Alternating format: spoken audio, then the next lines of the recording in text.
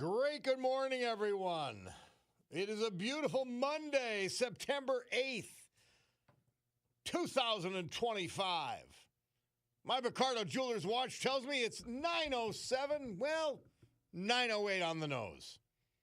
This is the Bob Cordaro Show, and I am he, broadcasting today from the United States of America. I can prove it because we have an administration who actually cares more about Americans than other countrymen. The United States of America, founded with a certain knowledge and understanding by our incredible founding fathers that government shall not be, cannot be, is not to be our parent, our guide, our direction, our salvation, not any of these things, but is nothing more than a necessary evil we require to organize and protect society. The United States of America, the country where, for the first time in human history, freedom was declared to be an unalienable right granted to each individual by God. It was not something that could be parceled out to groups. It was not something that could be controlled by government or government officials, because our great American Constitution ensures and codifies freedom of speech, freedom of religion, freedom of association, economic freedom, and freedom of the press, whether they use it to lie, obfuscate, cover for the left or not. Now, armed with these freedoms, and only because we had them, a ragtag bunch of immigrants, rejects, and their progeny created the richest, most powerful, most culturally diverse and accepting nation ever to grace our planet Earth. America, the only place specifically invented and designed so that every American can live their life in the manner they choose, unlimited by their background, upbringing, race, color, or creed, unhindered by the government or those who would use government to control others for their own comfort, benefit, or power. This Bob Cordaro Show, well, it'll always be convincingly conservative, lovingly logical, proudly and passionately patriotic, and reliably right. And yes, we intend the double entendre. And so we gavel to order this meeting of the Club for Common Sense, promising you that because of our commitment to common sense, which is ironclad, that we will provide a sanctuary of sanity for all of you. And our veterans today, brought to you by our friend John Basiliga, our Veterans Tribute. We've got Charles Coleman, Wilkes-Barre, William Nash, Taylor, Benjamin John Holbert, Dalton, David Rigall, Shavertown, William Sobers, Roaring Brook Township, and Daniel Evans, Sawyersville. We'll be talking about them at the bottom of each hour. And today, we've got, of course, Monday Musings. John Perlow will be with us. And then Chet Parlavecchio. Bulldog, you have his theme song. Be ready. He'll be at 11:05 to give us a wrap-up of what happened over the weekend in football, college and pros. He's uniquely positioned for all of that, not only as a high school coach, a professional coach, but an outstanding college player and a professional player as well. We talked to him a couple of weeks ago, sort of to start introducing him to you. You're going to enjoy Chester, my man Chester Parlavecchio. He played with Mike Munchak. That's how I get to know him. And I just said, you're a natural. And he knows the game. He knows the X's and O's. He knows the emotions. So we're looking forward to that. Good compliment to the Weekend Warrior. I've got to talk to the Weekend Warrior, though, see how he did this weekend. I don't know why, but I didn't get a chance to write down what the Weekend Warrior picked, but he's always outright honest. When he doesn't win, he doesn't win. That's what he's good with that. As he should be, by the way, because he's taking the bets with he's taking the picks with the points, which makes it a lot harder. So I hope you all had a good weekend. I certainly did, and I was exhausted yesterday. And we had people over the house. I was had two places to go to I never got to. Wanted to see Murph. Wanted to go to my friend Dougie to Candace's, and he has an annual opening football day party, and it's a tremendous group of guys that come. And I say to myself every year, and I just couldn't leave the house, but I say to myself that next year one of us or some of us might not be there, and a lot of times with these guys that I just absolutely love, you might only see them once a year. So disappointed I missed that. By the way, speaking of, because they're usually on the same weekend, football opening day and the Philataste Festival. Philataste Festival in Old Forge this weekend. Coming up. Brace yourselves for it. It's great stuff. One of the cutest little festivals you'll ever see. And some of the best food. But then, where'd we go? Friday night. Oh, we just went to my friend's house. And in the afternoon, even, after we brought Chauncey back, I missed you guys on Friday. We had to take Chauncey to the special neurologist. Who knew veterinarians? There was a neurologist veterinarian, and that's who we saw.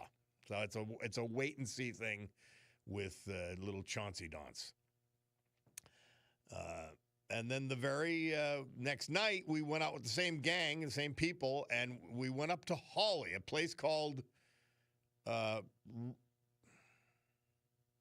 Cutie's going to tell me. I think it's called Reef, right on the main drag in the Hotel Belvedere. It was fabulous, absolutely fabulous.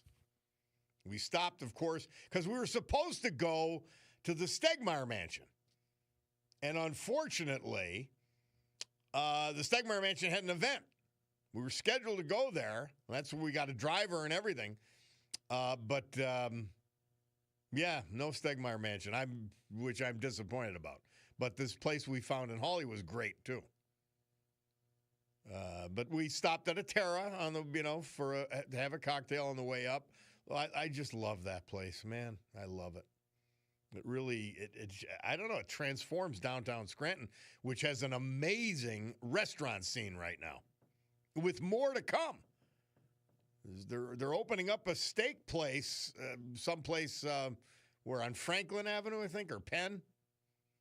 So yeah, there's more to come. It's incredible how many great stops there are. But my stop is always going to be a Terra. I love it. So I discovered something over the weekend. Now, we've been talking about this Lackawanna County Commissioner fiasco. And by the way, I don't talk about it because I live there, because I know it's only a small part of our listening area. But it's the reason I do it is because it's endemic. That and the Scranton mayor's race. It's endemic of what the Democrat Party has become, how far it has descended. Brother Ron says the ridge. It's the ridge. Yes, thank you, Ronzo. So it was the ridge up in Hawley. Yeah. In any event. Guys, the coincidences, and I'm going to try to be kind today, because I said to myself, I can't get emotional and angry over this stuff. I've got to be detached and analyze. And we're going to talk about this because the plot got thicker, in my view, on this whole fiasco with the Supreme Court. Bulldog, did you save me the newspapers from Friday, like I asked you? Oh, you did nothing, in other words. I sent him a text to save the papers, and he apparently forgot, or he ignored it, one or the other. All right, well, we'll find out if I have those papers, but the situation, to me, seems to get worse. I'll let you draw your own conclusions, but it's Stunning. And then I want to talk a little bit also. I listened to an interview that the morning show did with Mayor Many Names, Paige Cognetti, Gebhardt, whatever. Thank you, Brian Hughes, bringing the papers in. Good. Can I be of service? Yes, thank you. That I'm going to break that down because it was insane. She lied from the beginning of the interview to the end. There's only so many of the lies you could get to. Now, what did I tell you? If you're a left-wing lunatic, you've got to lie. You've got to be a hypocrite. And then you just pursue your agenda regardless of what's good for, in this case, the city of Scranton. She's the epitome of the lunatic left. And that interview, which they patty caked her on, we'll go through it. It was stunning to me. I mean, it was just stunning that someone, the program's being recorded, and you're still lying. Well, it's like all the hypocrisy we bring up about the Democrats, like Chuck Schumer and et al., that we play on a regular basis, that RFK was calling out at the beginning of the program today. Yeah. All right, well, we'll do all that. We have much to do today. Bob Cordaro, WILK. We'll hear from our great sponsors, little history, little music, and then you.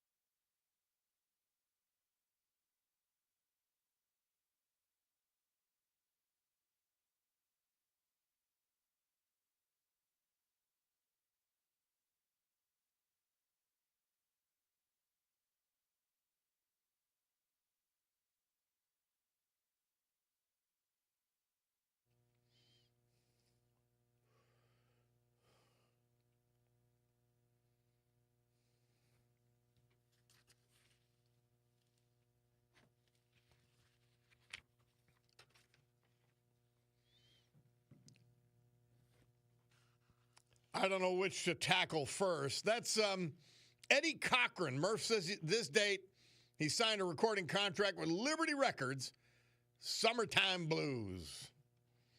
And then 1892, the early version of the Pledge of Allegiance, written by Francis Bellamy. It appeared in something called The Youth's Companion. Pretty neat. All right, and foundational, by the way. So, all right, I didn't know which one to even start with.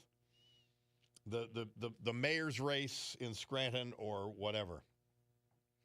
Now, I tell you often, and it bears repeating, but let's just take the front page of the paper on Friday. I hadn't seen it till just now. There are now there's these idiotic stop signs. As if we don't know how to see a stop sign. Okay? Front page. It says clear signal. They put 2 signs up. Okay? They've got I don't know, some ridiculous. I'd love to know. Let's see, does it say how much they cost? $1,100. It's got a solar panel on it. And there's 2 pictures of the mayor. 2.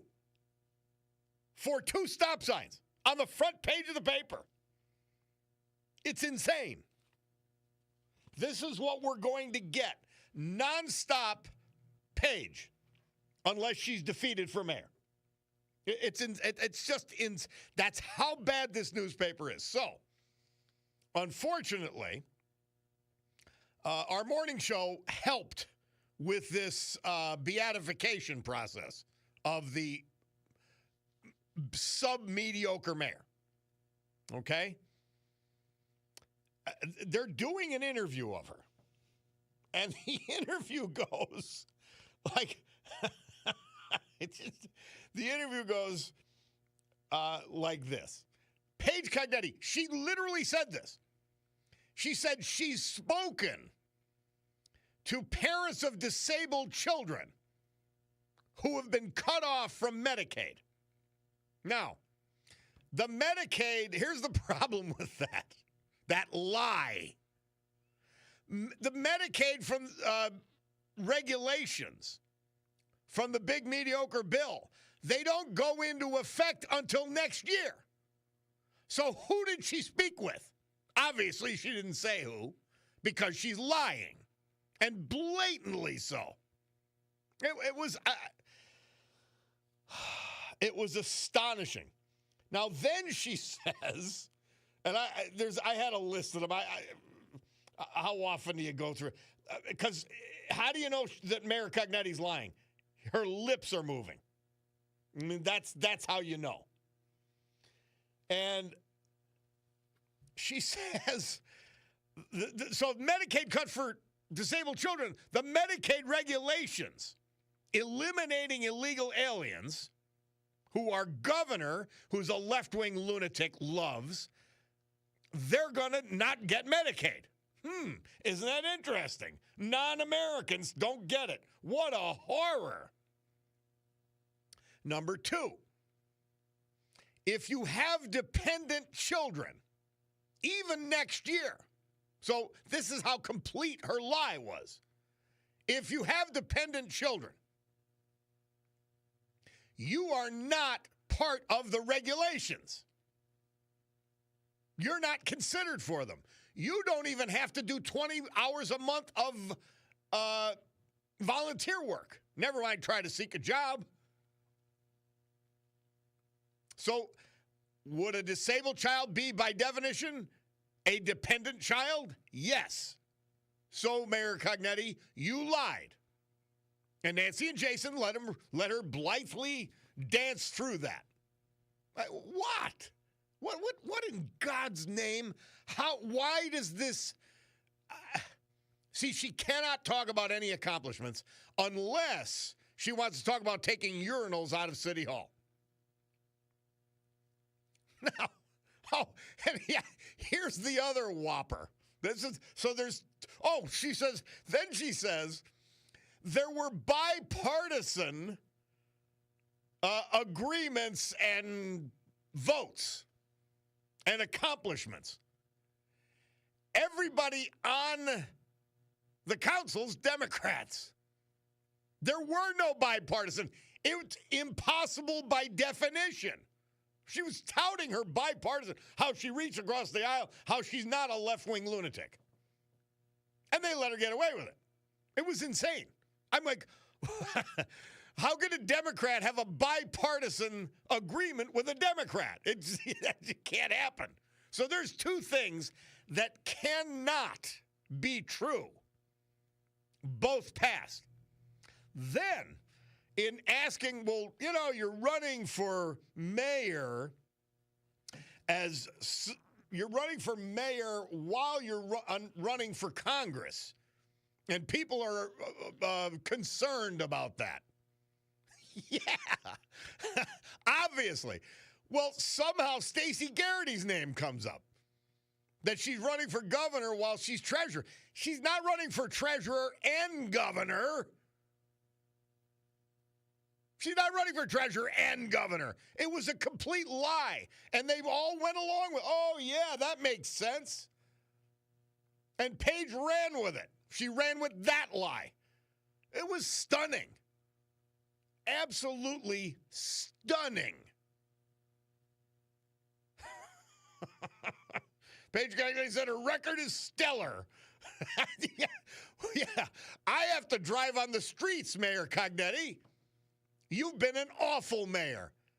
I go to Neog with the dog. You've been an awful mayor. It's unbelievable. So the lie about Medicaid, total lie. It's not even, the big mediocre bill is not even in effect yet regarding Medicaid regulations. And people with dependent children aren't part of the regulations. So these are utter falsehoods. And somehow she was acting in a bipartisan manner with nobody, no Republicans. There's none.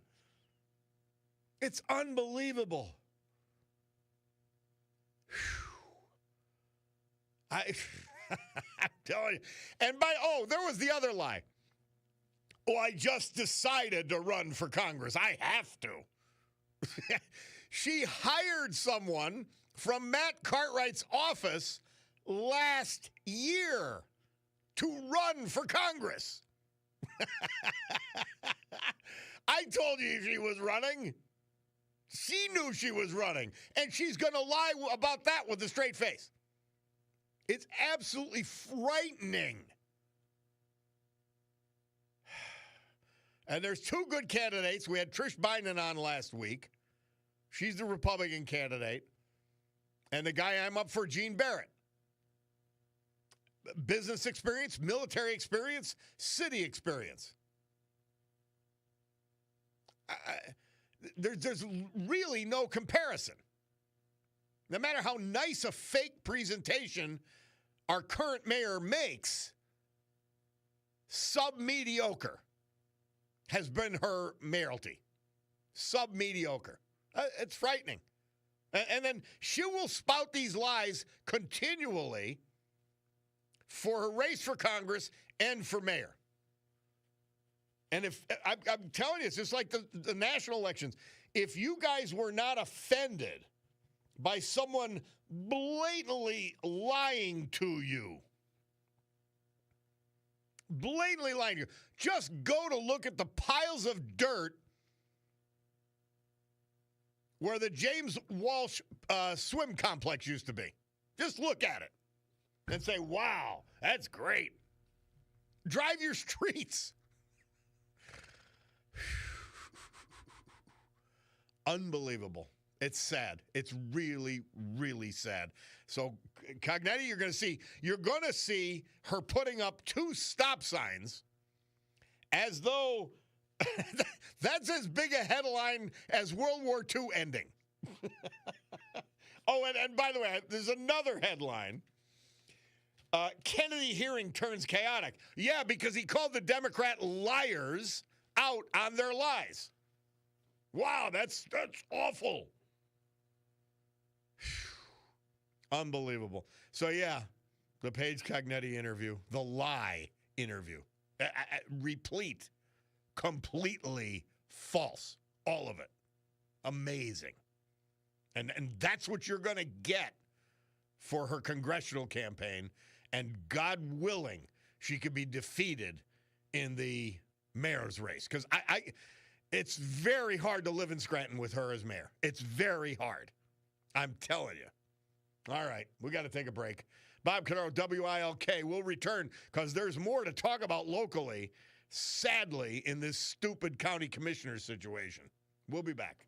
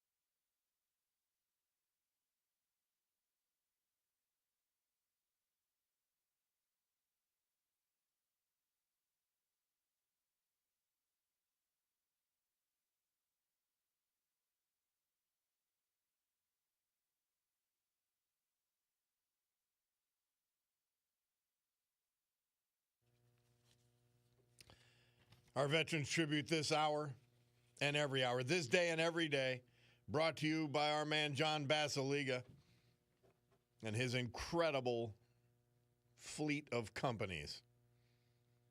And I turn to the stone outside the Bloomsburg American Legion. What is a veteran? A veteran, whether active duty, discharged, retired, or reserve, is someone who, at one point in his or her life wrote a blank check made payable to the United States of America and its people for an amount of up to and including his or her life. William Sobers. He was 90 when he passed August 30th. He was from Roaring Brook Township. He'd been preceded in death by his wife of 53 years, the former Alberta Yenchus, back in 2024. Born in Scranton, he grew up in South Scranton and was a graduate of South Scranton Central Catholic High School. He was a devout Catholic, a member of Nativity of Our Lord Church for 75 years.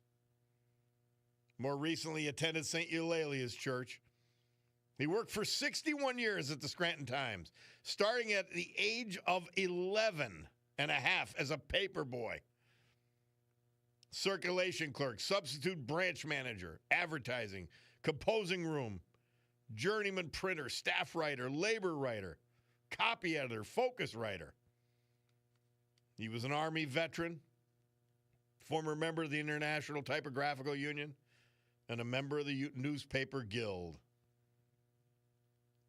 Surviving are a number of family members, and Tony and Paul, his two good Samaritan neighbors. William Sobers. Daniel Evans. We lost him August 30th as well. He was 83 years old. He was from Sayersville. Born in 40 Fort, graduate of 40 Fort High School, class of 60. After high school, he served in the United States Army for all of us. He worked at many jobs during his career. He was in radio broadcasting. In addition to other stations, he was a beloved radio host on WVIA-FM, known especially for his work on two standout programs, For the Folks Down Home and Swing Street Jazz. Daniel Evans was a member of the 40 Fort Presbyterian Church, where he served as a deacon. He was a scoutmaster for Boy Scout Troop 122. He served on the History Committee for the 40 Fort Centennial. He loved talking about the history of 40 Fort and Sayersville and the Wyoming Valley. A deep love for people. He's survived by a number of different family members. Daniel Evans. Our great veterans brought to you this hour by John Basiliga and his family of companies, including Serenity Care, the gold standard for senior care in Northeast Pennsylvania, which includes facilities in Kingston, Mid-Valley. Serenity Care.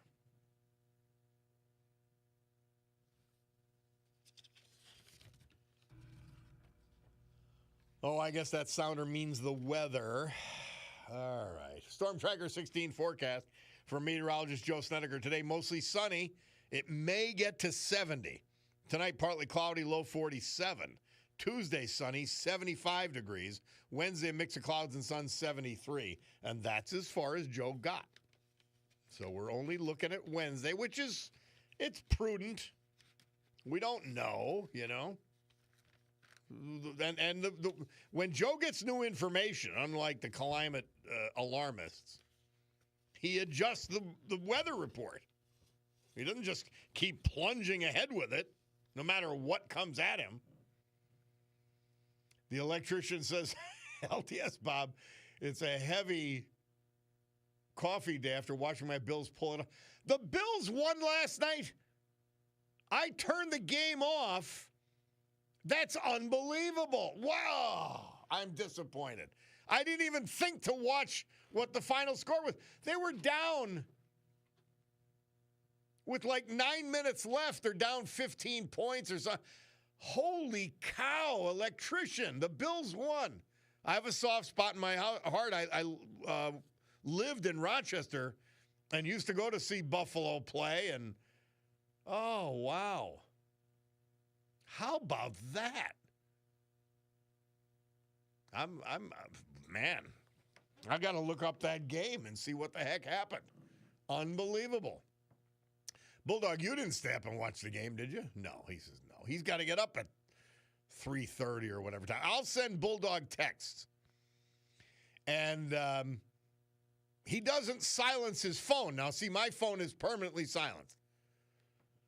And I miss a lot of phone calls because of it, understandably.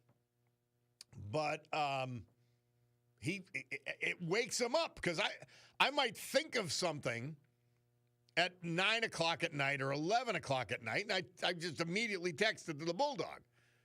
And apparently, does it still wake you up, or are you immune to it, Bulldog? All right, I feel bad, but we got to get the job done, right, Bull? Yeah, we got to get the job done.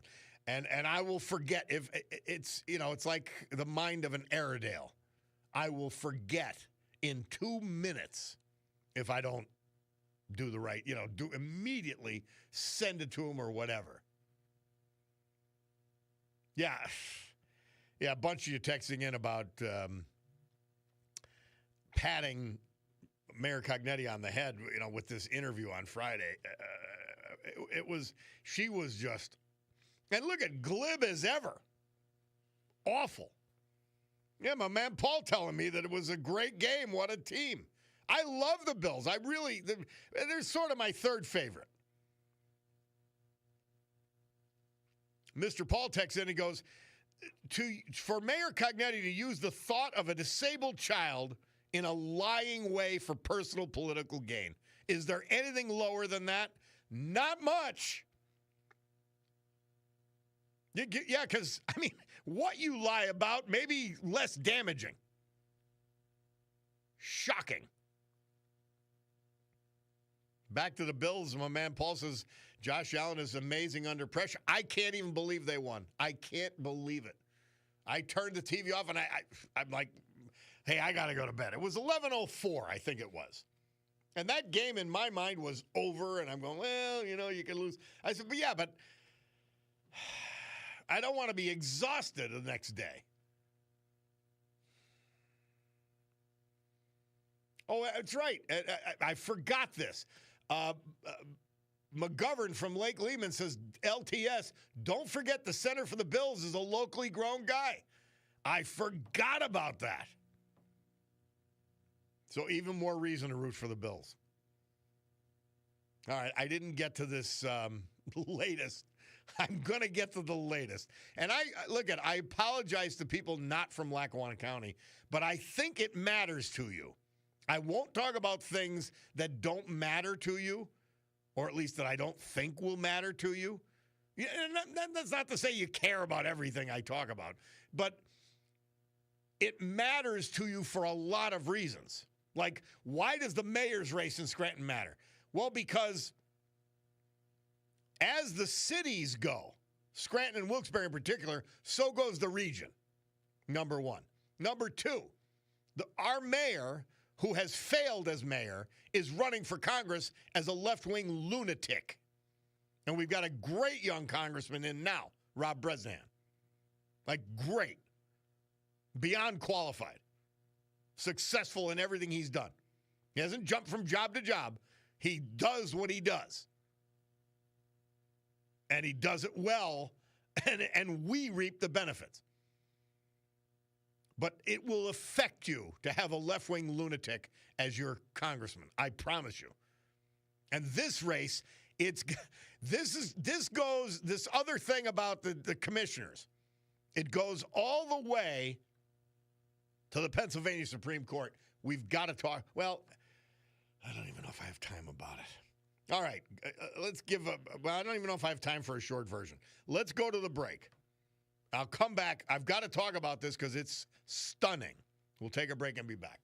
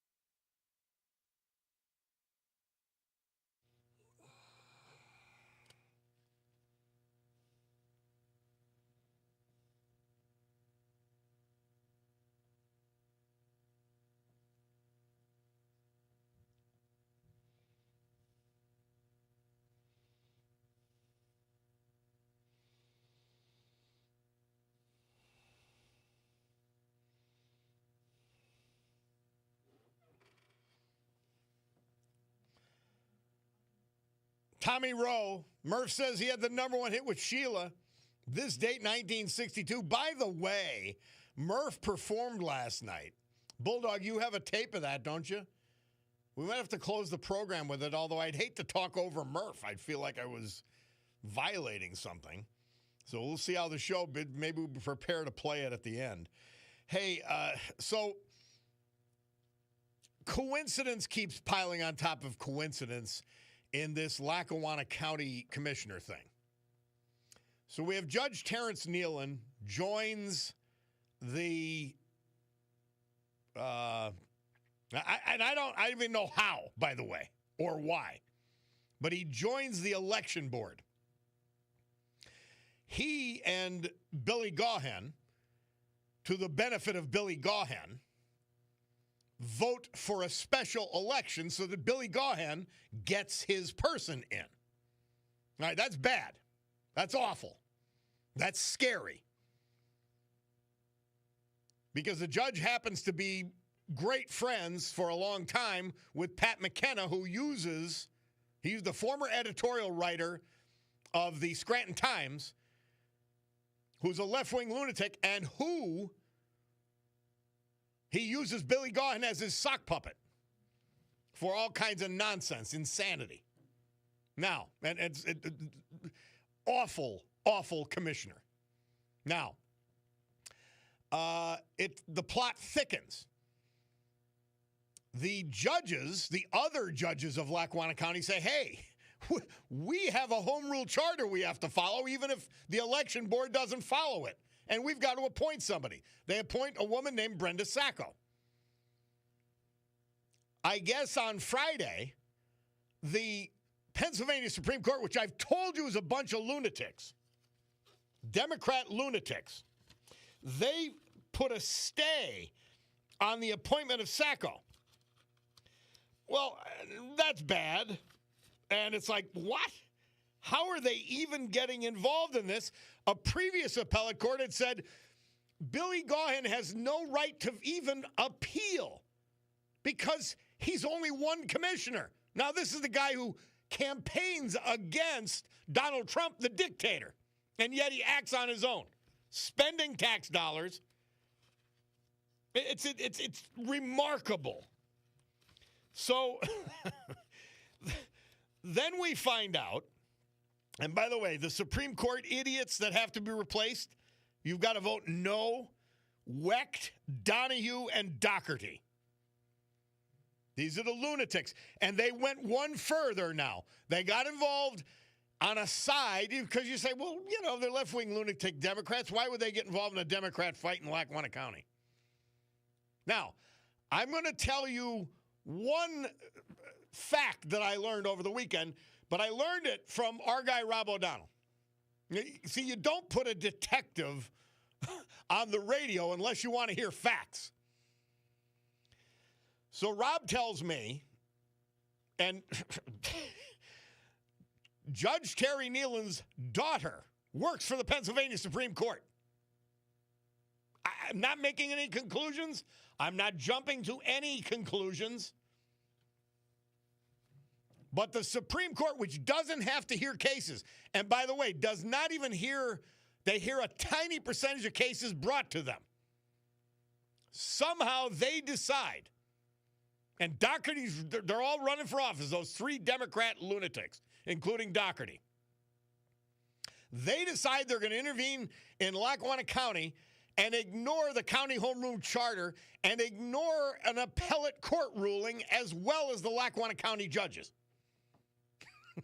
And so the action of the judges of Lackawanna County is overturned by the Pennsylvania Supreme Court in an amazing intervention. And it turns out Judge Terry Nealon's, well, let's not even go as far as saying it's a daughter. Maybe it's not.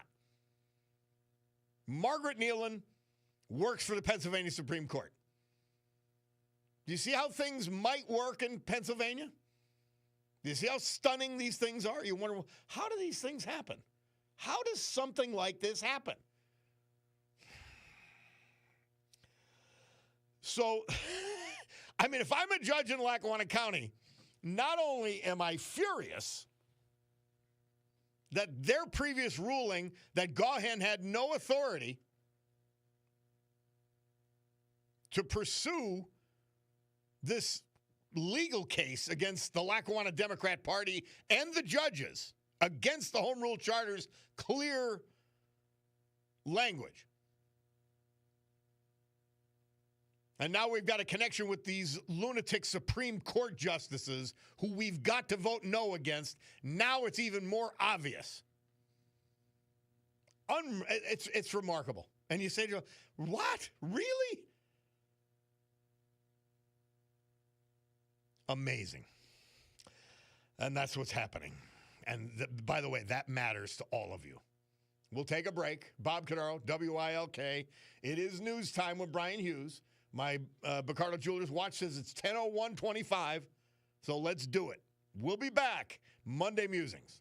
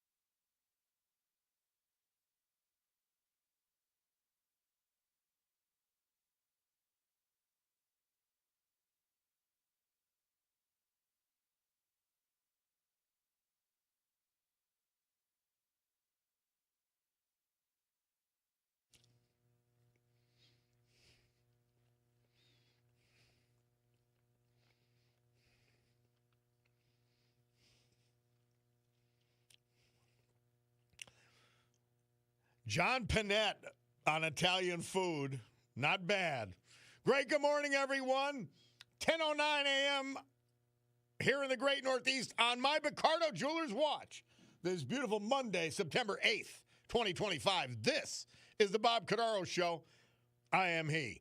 And it's a big day to fight for America, defend our values, and with the help of our man John Basiliga and just one of his great companies, Serenity Care Personal Care Community, to honor the brave who have made us and kept us free. People like Daniel Evans of Sayersville, William Sobers of Roaring Brook Township, Benjamin John Holbert of Dalton, David Rygall of Shavertown, William Nash of Taylor, and Charles Coleman of Wilkes-Barre. So with history, our great founding fathers, and the incomparable Constitution of the United States of America as our guides, let us continue today's battle. Gaveling back to order after that brief news adjournment, our meeting of the Club for Common Sense, promising you that our commitment to common sense will indeed provide a sanctuary of sanity for all of you in a world where, man, they keep trying to pull it. They keep trying to pull it over on us. We're not going to let it happen. Well, something that is happening are some massive traffic issues. And Tyler Cornell's in the studio to tell me about it. What's happening? Oh, it's bad, yeah. Bumper-to-bumper traffic along 81 South due to road work with a lane restriction between exits 187 Carbondale and 178 Avoca. Backlog is actually reaching towards 84 westbound already at this point. Wow. And I saw that the estimated end time today is 3 p.m. So it's going to be going on for a little while. So I definitely recommend... if you're coming down this way, I would probably recommend the PA Turnpike, in all honesty, but it's probably a little hard for the people coming from 84 too, so it's just really bad at this point. And I just received an email a little bit ago, and it might be going on periodically throughout the week between north and southbound. So yeah, they were already. So you better be on your toes. Oh, I will. Yeah, it was weird because it was so nice this morning. It was so nice. There was nothing going on, and then all of a sudden it just like exploded into traffic. I caught the front end of it coming to work. I felt bad because I didn't see anything after my last report, and then all of a sudden Johnny's telling me, like, Bob's calling, they're putting traffic cones out. And I was like, I didn't get nobody told me anything. There wasn't anything on the website, but now it's backed up pretty bad. So just out of curiosity, did you think maybe the Bulldog was making it up? No. Just out of curiosity. No, I didn't.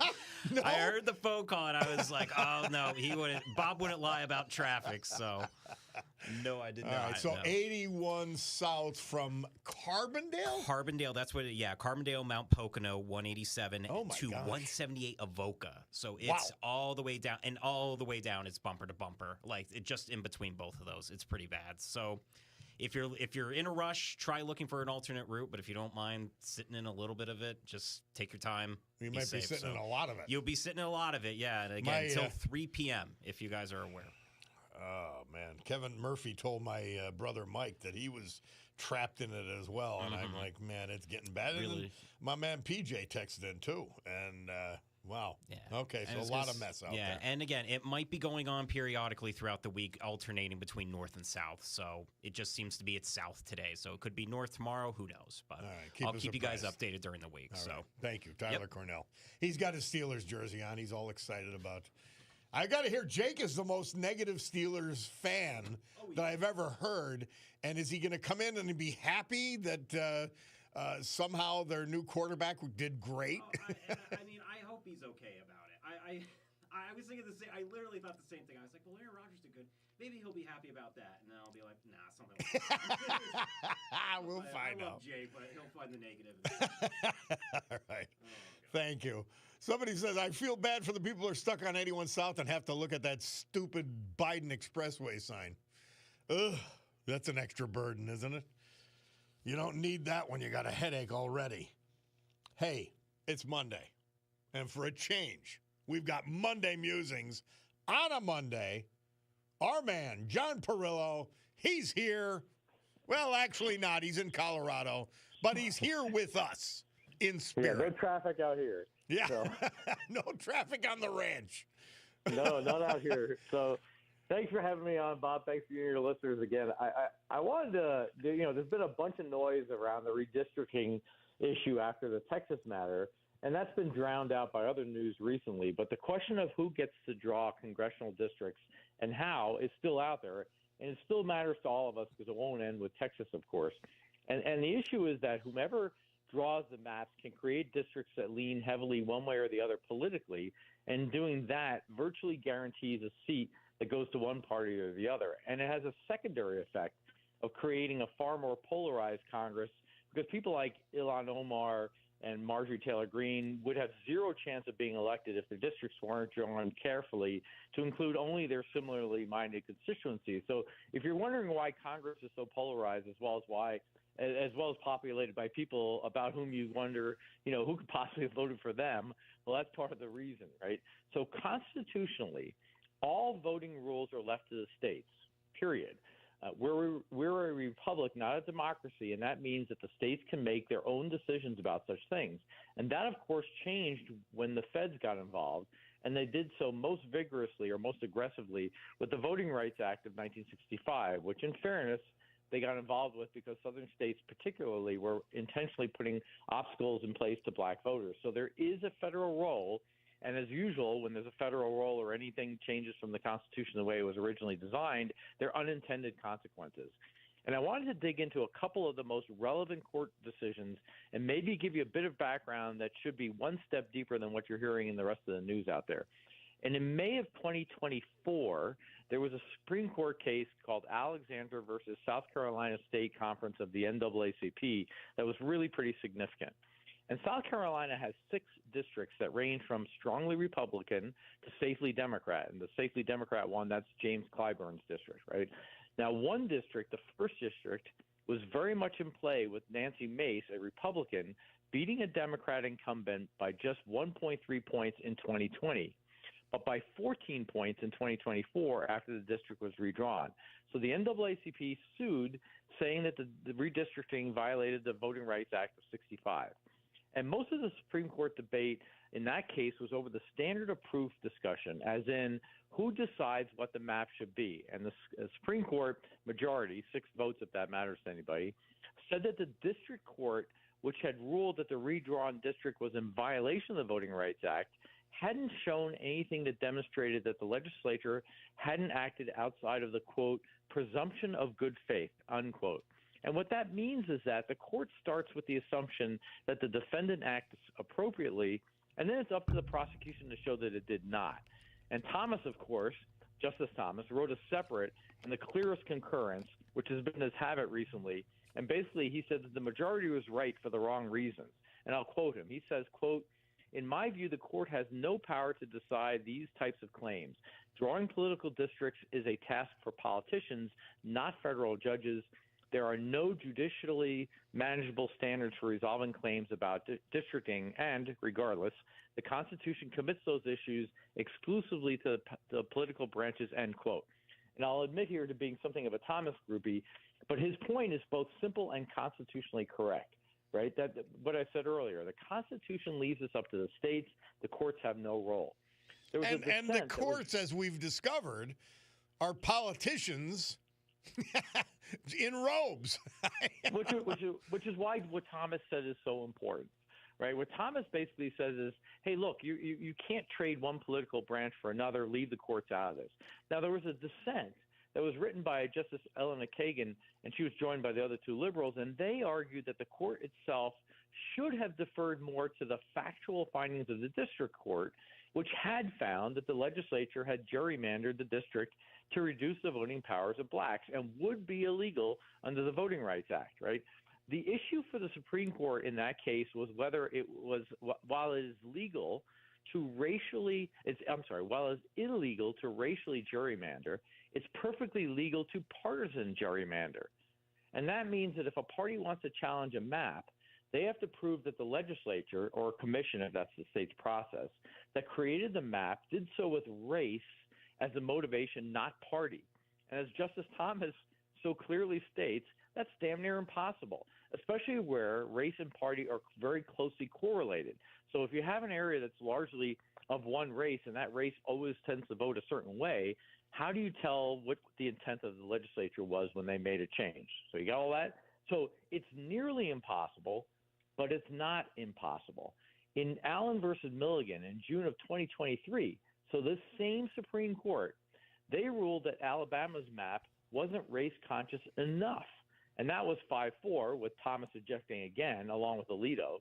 And Thomas, for the same reasons that he stated above, how is he supposed to know the motivation of the Alabama legislature? But my point here is that it is possible to gerrymander either legally or illegally, given the current state of the court cases that are out there. And for those of us watching Texas and California, there are two things that the court can decide if the two things the court can use to decide if race was the primary reason for redistricting. The first would be direct evidence of intent to consider race, which I doubt anybody would be stupid enough to leave behind, but hey, you never know nowadays. Or circumstantial evidence, which means that the court has said that they understand what the legislature was thinking when they drew the maps, which gets us back to Thomas's objection, right? And as we saw, notwithstanding Thomas's objection, that's a pretty high standard, but it's not impossible. And as Alito said, and I'll quote Alito here, although we have never invalidated an electoral map in the case in which the plaintiff failed to adduce any direct evidence, we have, at least in theory, kept the door open for those rare circumstances in which a district's shape is so bizarre on its face that it discloses a racial design absent any alternative explanation, end quote, right? So, but where partisanship and race correlate, then legislators can do pretty much whatever they want. And all of that brings us back to Justice Thomas's position, which was, if you're asking the court to determine what is racially motivated and what is partisan, you're giving them an impossible task, and you might as well be asking them to flip a coin. And my point in bringing all this up is that much of what you hear in the press about this is either factually inaccurate or just foolish, right? That said, the other real issue for those of us who live rurally, as Bob just alluded to out here in the middle of nowhere, is that the big population centers have far too much voting power in the United States. Out here, we're 43 and a half miles from the middle of nowhere, and everyone's pretty conservative, but the Colorado legislature is overwhelmingly liberal. And Pennsylvania, has pretty much that same issue. And that issue actually goes back to another Supreme Court case called Reynolds versus Sims, which was decided in 1964. And in that case, Alabama was being charged with violating the 14th Amendment Equal Protections Clause by mandating that each county would get one representative at the state level, regardless of the population variances between those counties. So a rural county that had far fewer citizens than, say, Montgomery did, at least had one representative. And in another, completely odious decision by the Warren Court, Chief Justice Warren himself said that the 14th Amendment required, quote, no less than substantially equal state legislative representation for all citizens, end quote. And of course, the 14th Amendment says nothing of the kind. And one justice, the justice named Harlan, was the only one to point that out. And he further objected that by infringing on the state's right to draft its own voting rules, the court was violating the federalism construct of the Constitution, precisely what Justice Thomas is saying today. And it's also ignoring the fact that the U.S. Senate is elected without reference to population size. Correct. And this is, it's that ruling that, and because of that ruling, that my vote out here in ranch country gets diluted, because a bunch of people live in cities out here, very few of us live in the middle of nowhere, and effectively in Alabama what it did was it eliminated representation in the most rural areas, at least at the state level. Right, so I think that decision is very, very important to understanding how we got to this thing where now all the cities tend to get all the representation, right? So regarding Newsom's threat to redistrict California, there are a couple of data points that I think would be helpful in understanding what's going on here.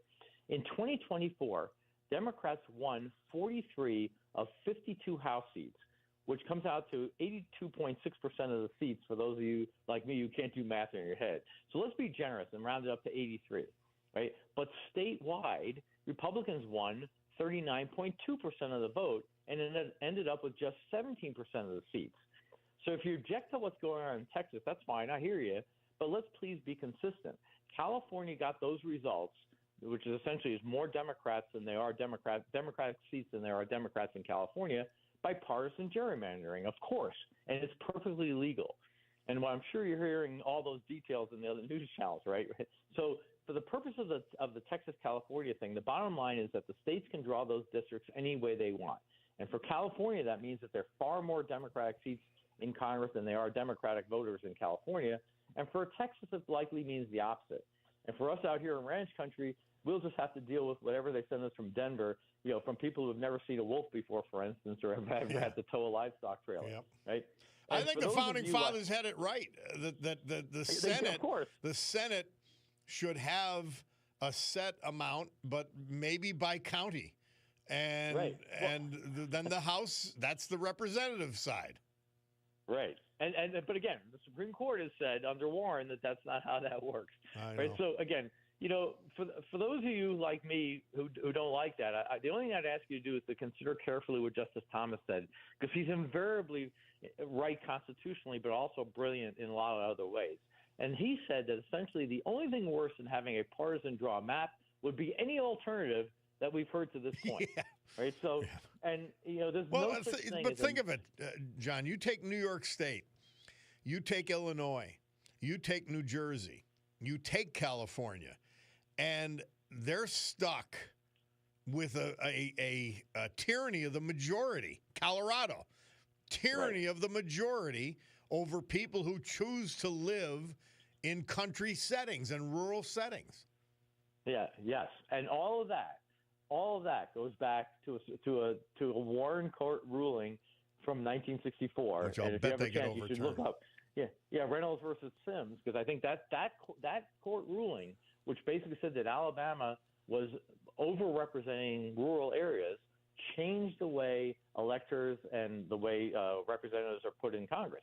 So very interesting discussion. I just thought you guys could use the background, and I hope you guys have a great week, and thanks for having me on again. Well, an intelligent discussion of the issue of redistricting was called for. So we appreciate it, John Perillo. Thank you, man. You guys have a great day. Thank you. Take care. All right. John Perillo, Monday Musings. We'll be back. It's the Bob Cordaro Show.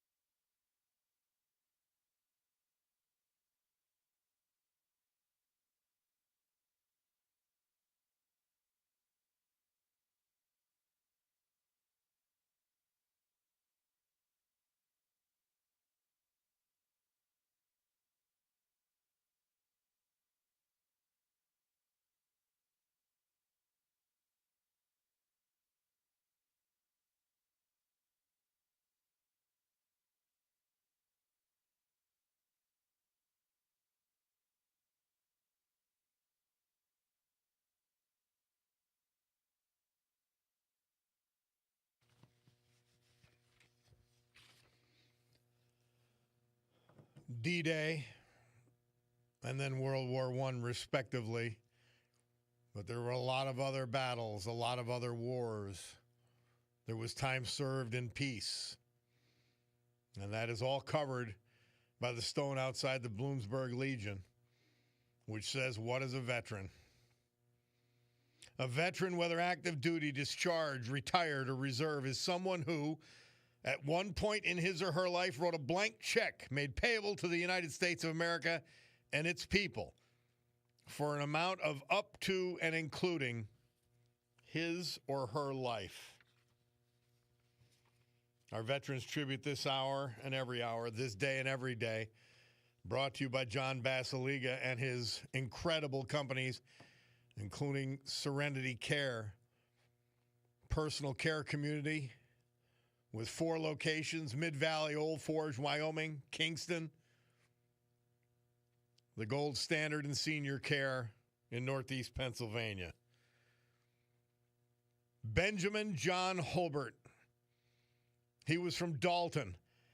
He died August 28th at age 81. He was a man of strong faith, character, patriotism, loyalty, and dependability. He served as a Dalton volunteer fireman for 65 years. He was also the fire chief there. 30 years as councilman and mayor. He served all of us for 4 years in the U.S. Air Force and built a successful career as a salesman and food broker. He celebrated 45 years of marriage on August 23rd to his beloved wife, Elizabeth Ann Guest Holbert. His advice and wisdom will be missed by his sons and daughter and his entire family. His compassion and humor will be missed by his grandchildren. He was born in Lakewood, PA, then moved to Dalton in 1959. In addition to his wife and children, a number of other family members survive him. John Holbert. David Rygall. He was from Shavertown. He died August 28th at age 70. The husband of Donna. We lost him August 28th. He was born in Lynn, Massachusetts, graduate of Hamilton High School, class of 74. Also Norwich University in Vermont, where he received his bachelor's degree, and Marywood University, where he received his master's degree. He was a member of St. Nicholas Church, Wilkes-Barre. A veteran serving us in the United States Army, 10 years in the 82nd Airborne Division, attaining the rank of captain. He was a member of the American Legion in Hawley. David Rygall had worked for the Federal Bureau of Prisons as case manager coordinator, and then for CHS as substance abuse counselor. Surviving are his loved wife, Donna, loving children, his grandchildren, and other family members. David Rygall, our great veterans this hour, brought to you by Serenity Care, personal care community, and John Basiliga. Storm Tracker 16 forecast. Well, our friend, meteorologist Joe Snedeker, says today mostly sunny, 70 degrees. Partly cloudy tonight, it'll get down to 47. Tuesday, sunny, 75 degrees. Wednesday, mix of clouds and sun, 73. Bob Cordaro back with you. You could participate in the program at 570-883-0098. And let's go right to Poet Joe. Poet Joe has a poem. How are you, my friend? Good morning, sir. How are you? We haven't heard your poems in a long time. I'm happy you called. Yeah, well, a little busy, but getting back on track here. So. All right. We get your texts, though. Once in a while, yes. This one, Bob, is titled My Father's Eyes. And, you know, like I tell you, my dad was a pretty easygoing guy. And he reminded me a lot of the judge that just passed, Frank Caprio in the news. Did you ever see that, his show, I forget what it is, Captured or Caught in Providence? He's a judge. No, with I a never heart. did. Never did. Well, if you could Google Judge Frank Caprio and see how he treats people. No, that guy I know him. That's right. Right, he just passed away. Yep. Right, you're 90 years old and Yeah. you went taking your son for cancer treatment. You went through the stop sign. You're not guilty. Bang the gavel. Good guy. Yep. Right, and it kind of like my dad would say, instead of put someone in their place, put yourself in their place. And so this kind of reminded me of him. And here it goes. It's called My Father's Eyes. As I travel down the road of life and see the road ahead, I sometimes look behind me and remember what my father said. When people won't listen to reason and say the end is near, I remember what my father said. Things are not that severe. When someone lost their temper because they had a bad day, my dad would gently smile, kindly walk away. When people can't see the light and always think the worst, tomorrow is another day. Thoughts can be reversed. No matter how bad things got, he always wore a smile. Things might not make sense right now. Let's think about it for a while. When I look in the mirror, I see I'm getting old. I think of all the stories that my father told.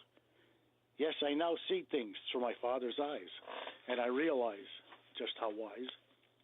So when situations look bleak and the outcome seems bad, I always remember the advice of my dad. So give someone a second chance. Someday it will be you in that circumstance. When I see someone in a dilemma, I tend to empathize because, after all, I'm just looking through my father's eyes. That's a great one. Well, that's really good, Poet Joe. I love it. Oh, thank you. Thank you for delivering it to us. We appreciate it very much. Oh, thank you. How for the long time. ago did you write that? Oh, maybe about a month or two ago. Like I was watching Frank, and something that he said just triggered something that, would be comparable to what my dad would say. Don't make the bad situation worse. Nice. Well, I appreciate it very much, Poet Joe. Thank you. Thank you. You can call us anytime, my man. That's great stuff, isn't it? That's really good stuff.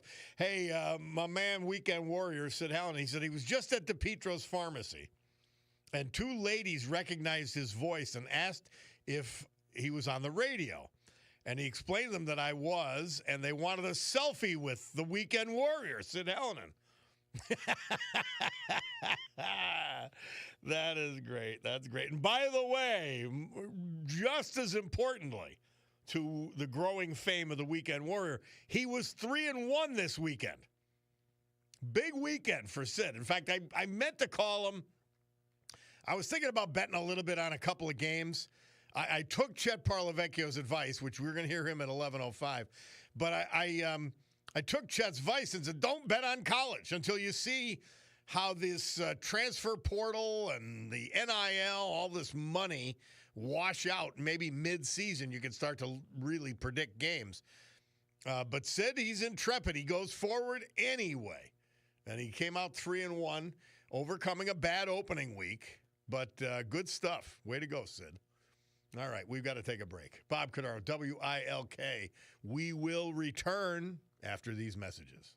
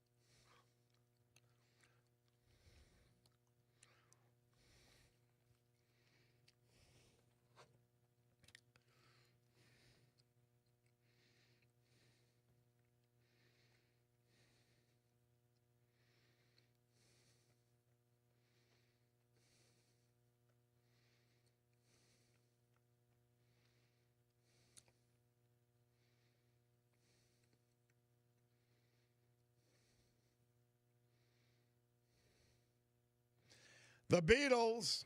Murph says this date, 1968. They performed their hit Hey Jude on BBC's television show Frost on Sunday. And we love playing that for cousin Tommy and his brother Jude Portnova, who we lost years ago. Let's go to Donald from Pittston. Hi, Donald. How are you, man? Yeah, how you doing, Bob? Yeah, well, she knows she's talking about the kid with disability denied health care.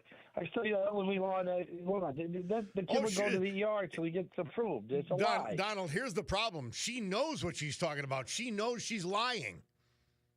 It's a 5-year look back, even with elderly law. And then you could give the kid $1 million, up to all the money you want if he's a blind kid. Yep. Or even if you're going on Medicare, the parent could give that money and still be eligible for Medicare, even if $1,000 hit the lottery because the kid's blind or disabled. The 5-year look back doesn't count. Yep. I studied law, Bob. So did you. She's a liar, and the media's uneducated, and she's as dumb as wood to say that. That's a horrible thing to say. Yeah, I don't know why. I know why. She has no actual accomplishments to talk about. So what else would you, if you're a left-wing lunatic and everything you believe in has failed right in front of the eyes of the people of Northeast Pennsylvania, the people of Scranton, when you've been a failure as the mayor and image is all you have, you just make things up.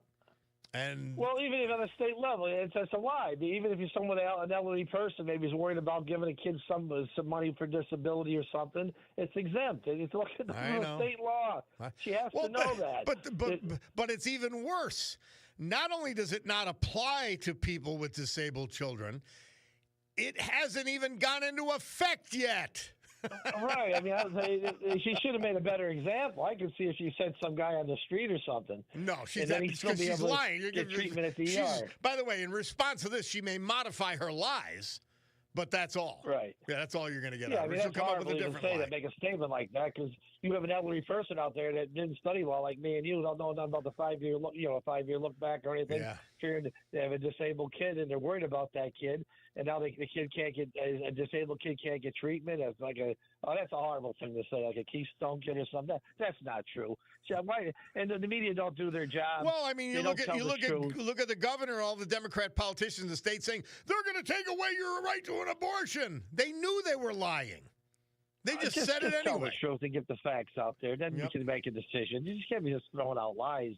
That affects people's lives. You're scaring seniors and veterans. Yep. That's what they do. They want to scare people. Always do. If you have to run on something, if you want an agenda, they don't have an agenda, so they're running on these cuts. That's a sad, sad situation. Amen, Donald. Thank you, my friend. Always. Bloomberg Money Minute, and then we'll be back. It's the Bob Cordaro Show.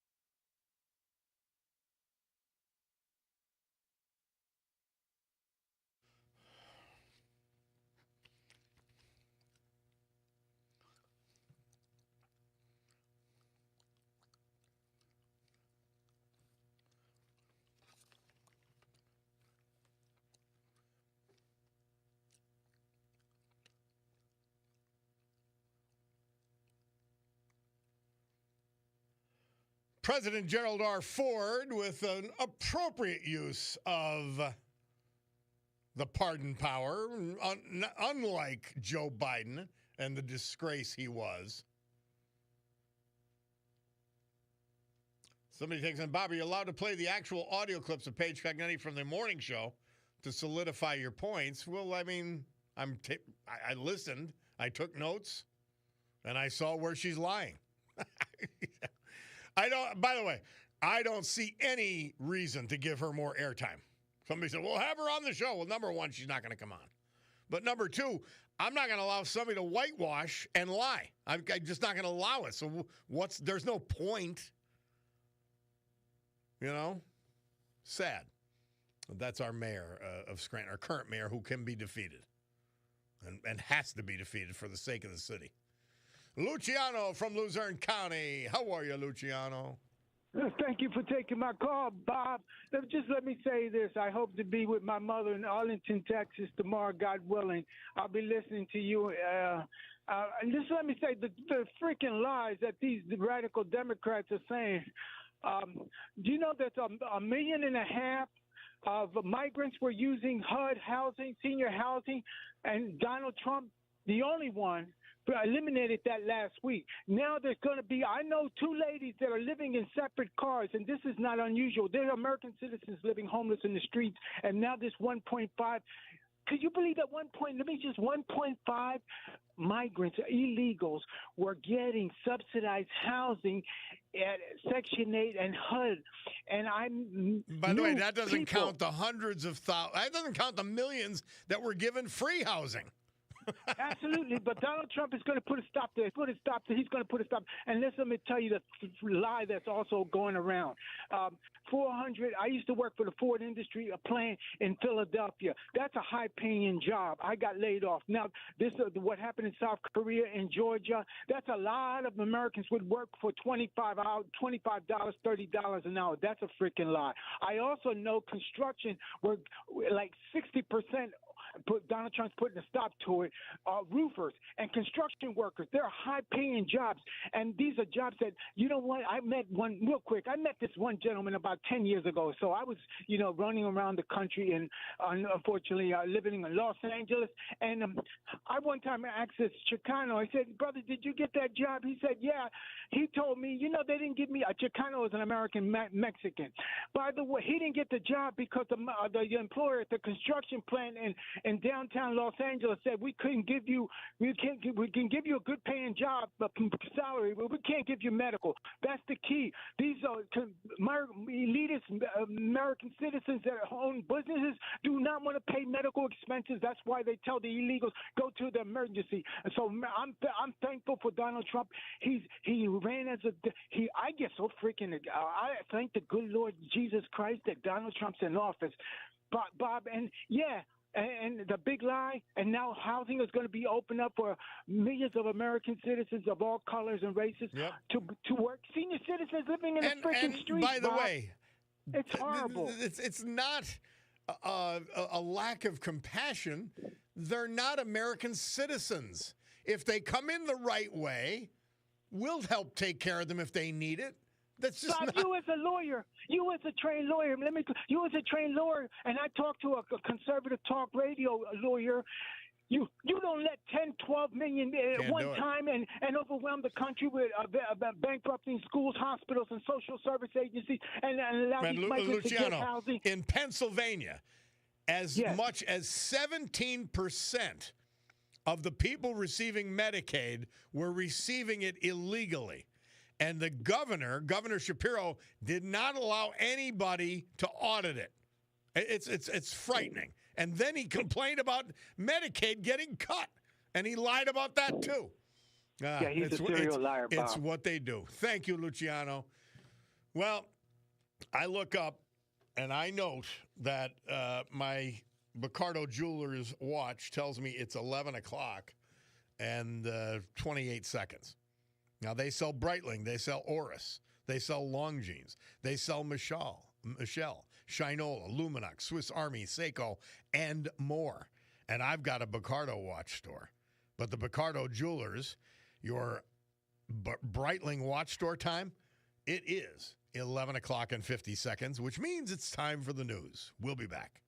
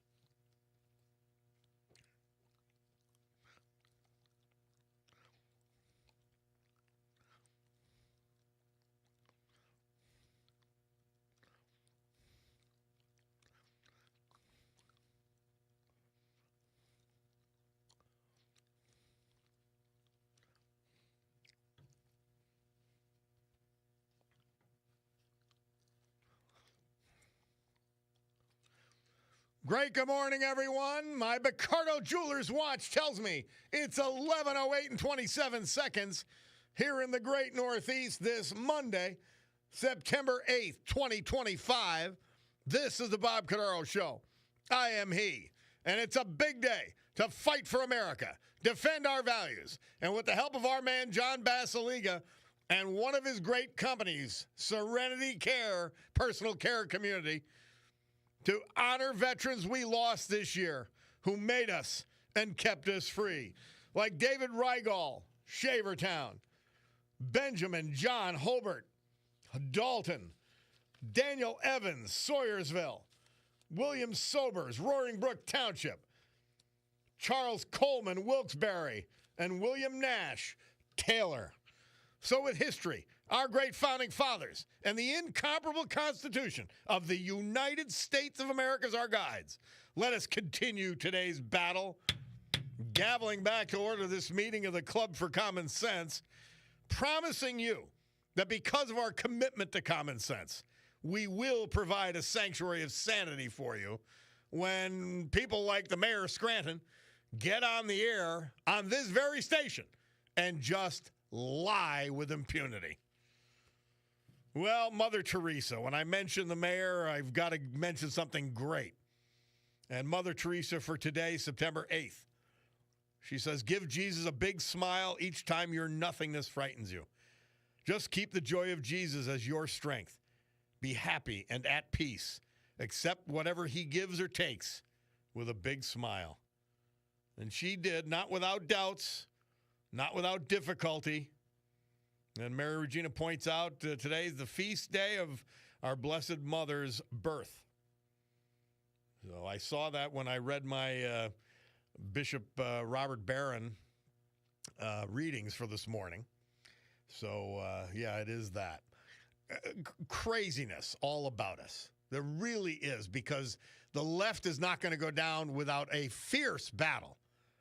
And they control so much of the it's more than the media, because it's academia. It's a majority of the foundations. It's all of the hierarchy of the public employee unions. It's quite astonishing. It's many of the nonprofits and NGOs who've been benefiting from our tax dollars to the tune of billions a year. They just found in Illinois over $1 million. I apologize, $1 billion just in the state of Illinois. So don't think it's not in Pennsylvania. These left-wing nonprofits, and then they support the politicians who vote to have the money spent through them. And by the way, not a hell of a lot gets to the people, no matter how ridiculous the programs sound and are, it doesn't get to them anyway. The nonprofits and the NGOs eat it up in salary. Just crazy. Thank God for Doge exposing that. Well, when we think about something bad, I always tell you, something that aggravates me, I got to think about something good. Well, what would that be?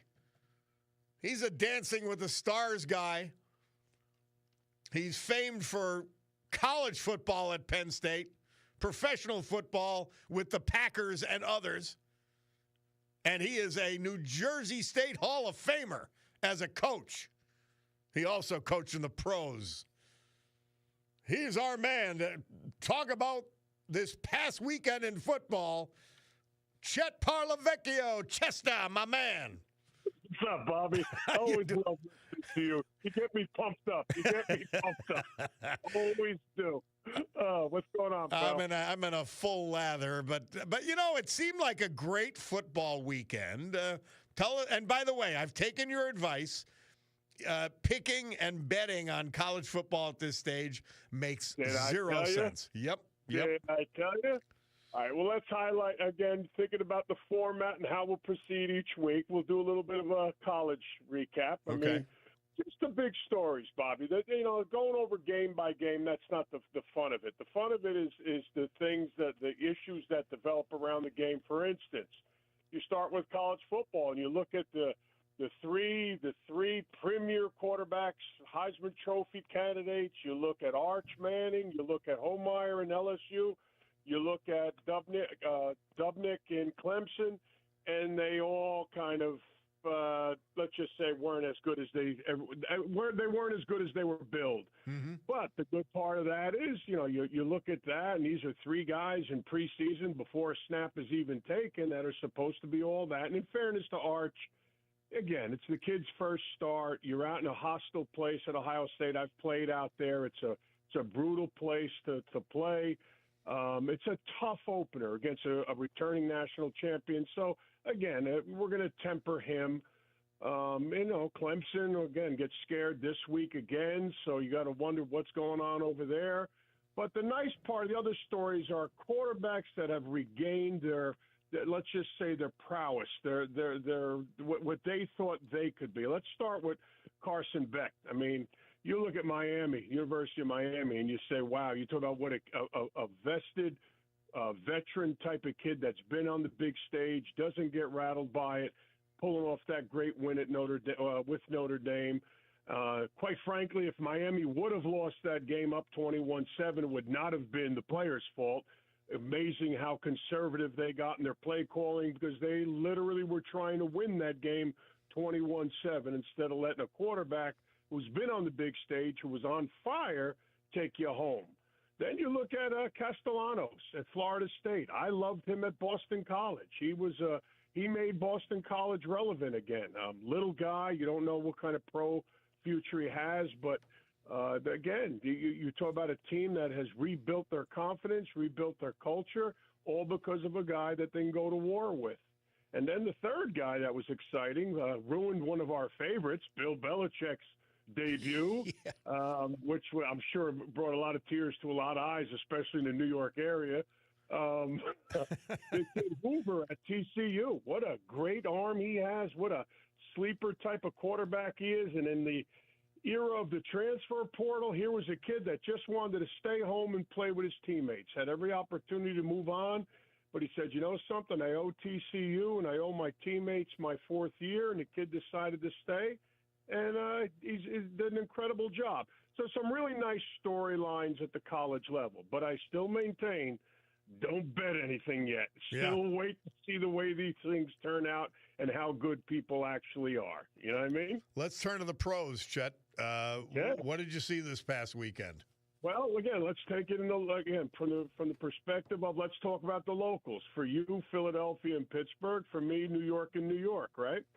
You look at what happened with Philadelphia Eagles. Again, big night, returning Super Bowl champions, a lot of ceremony, a lot of distraction.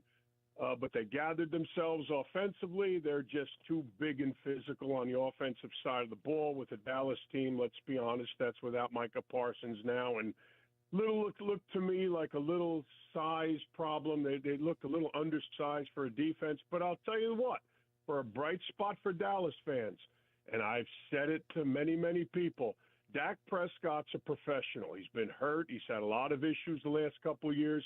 He looks healthy. He looks confident. Offensively, if the guy you pay the money to would have made the two catches at the end of the game, Dallas steals that football game. Yeah. And when you look at the major trade, getting rid of Micah Parsons, well, in the long run, that's going to go one of two ways. I think both teams will benefit. And Dallas will benefit, again, not only saving that money, but getting 2 first-rounders and Kenny Clark, who's one hell of an inside 3 technique player. He gets a great push inside. So you got 2 first-rounders, Kenny Clark, and then you just can't tie up 60% of your salary cap with 4 players, one that dropped 2 touchdown passes at the end of the game. I think by getting rid of Micah, they're going to free up a lot of money when the time comes. So I think for them, it works. And I also think you saw yesterday for the Green Bay Packers, it works. Yeah. He's a guy you have to game plan. Chet, just an aside now. You were with the Packers, okay? But you're a Jersey guy through and through. So you had your teams. Did it change things for you? like the teams you root for by being with the Packers organization? No, first of all, I got pictures of me as a 10-year-old in a number 66 jersey my idol growing up was Ray Nitschke. Yeah. I mean, that was the guy. Oh, so you were a Packer guy way back. Okay. Oh, well, when a guy like Lombardi and a name like Parlavecchio, who do you think I was rooting for? Well, that had to be, we never talked about that. Had to be an amazing thrill to have the Packers pick you. Oh, well, again, to me, it was a dream come true. It was my childhood team. My brother is a Jim Taylor, Donnie Anderson fan. Yeah. My father, all you got to do is say Lombardi, let him know he's Italian. You know he's in. He could stink as a coach. My father was going to love him. Why do you think I went to Penn State? Paterno. I mean, so, you look at that. I mean, yeah. I mean, obviously, it was something nice. But back to the issue I was saying. So, you go with Philadelphia, good hard-fought win. They got the job done. They're 1-0 in the division. That's great. Pittsburgh, I mean, everybody was waiting. Again, the side issue here was what does Aaron Rodgers have left? Well, you throw 4 touchdowns and you make 2 or 3 back shoulder throws that there isn't 5 guys in the country that can make. Yeah. I guess the guy still got some game What did you left. think? Do you think he's still got game? Absolutely, he's got game. The only thing that's concern, if you're a Pittsburgh fan, again, my only concern was their inability to run the football, and that's been something, and their inability to stop the run. Yeah. One thing the Jets did on the other side, again, talking about my locals, the Jets ran the ball pretty well. They ran actually very well. They ran the ball well. Defensively, they're still suspect in some things, and one of the big issues with Justin Fields is simply, until he shows me he could handle pressure and throw the ball quick, I'll always have questions. Is he going to make plays with his feet? Sure, he's going to make them with his feet. He always has. Will he make the open throw? Yeah, he'll make the open throw.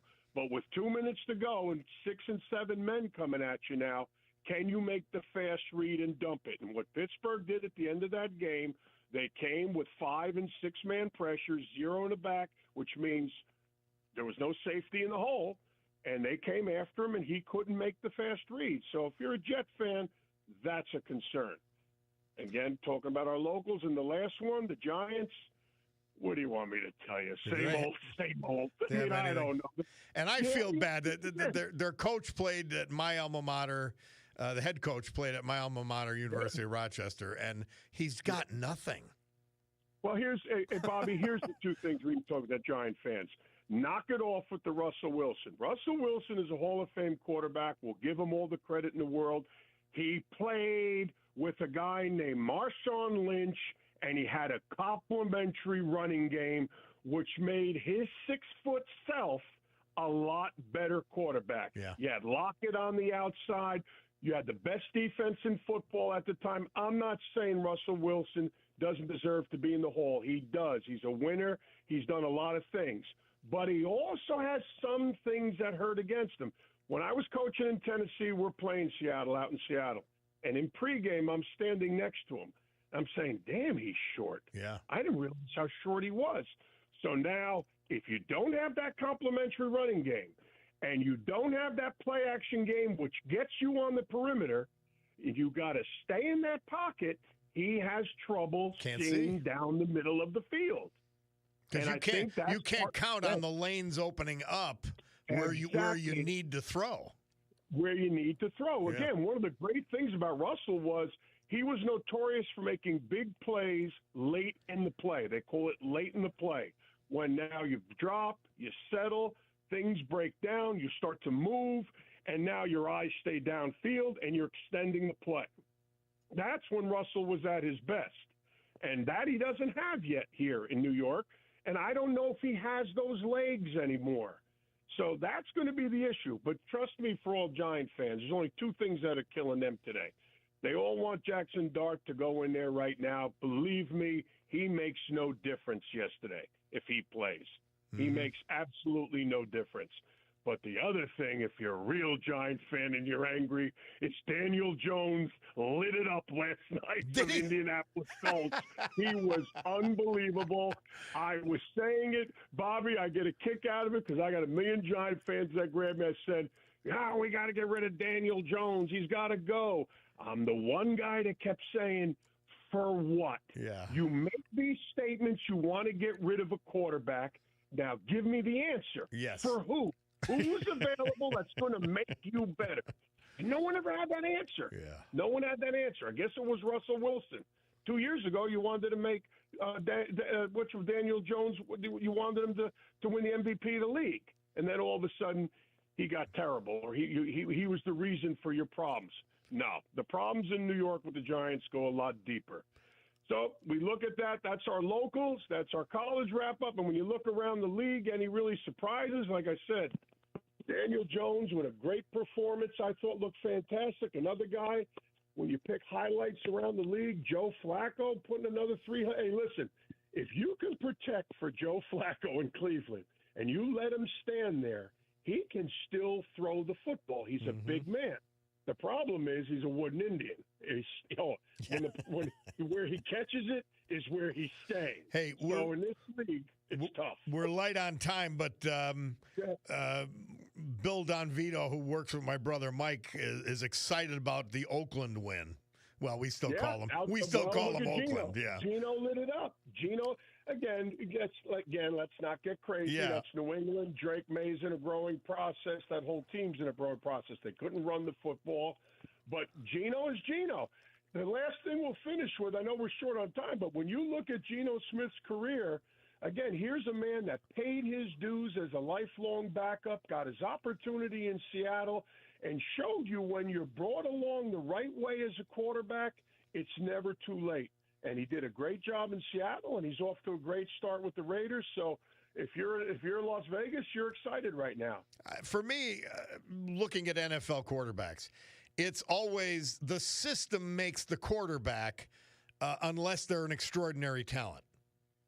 Well, here's the thing, Bobby.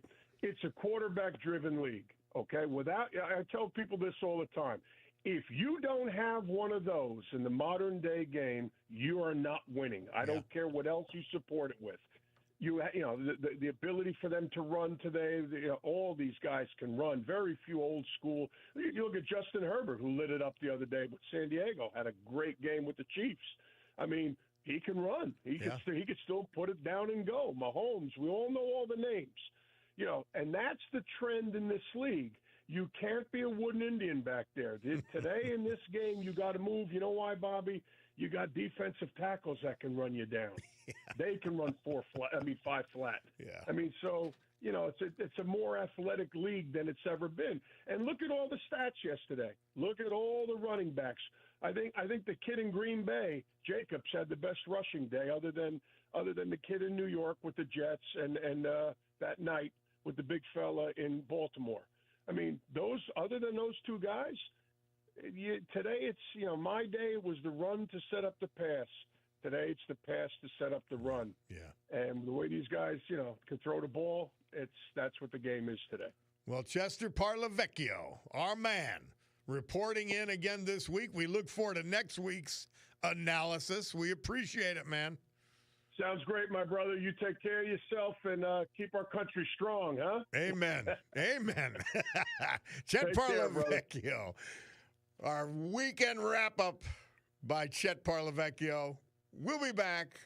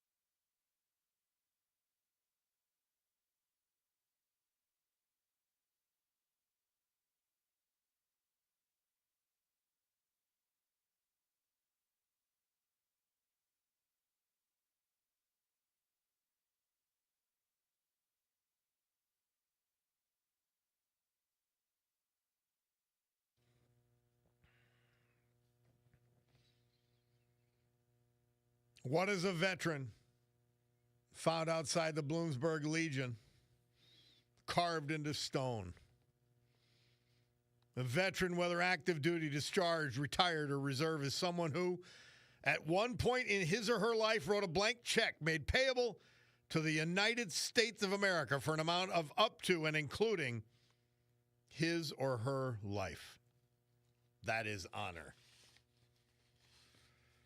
We pay tribute this hour and every hour, this day and every day,